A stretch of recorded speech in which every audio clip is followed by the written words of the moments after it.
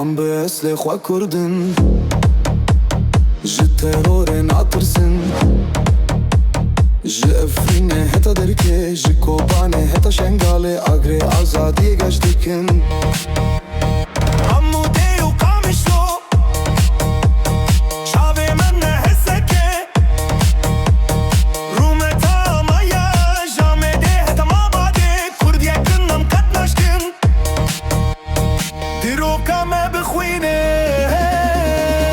hat nivîsandin.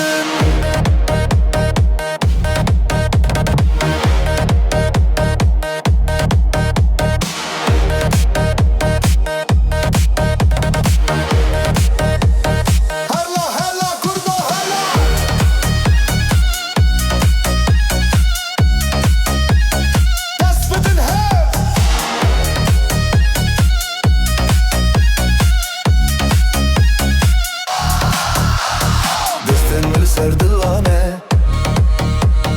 çavên me li ser reyane.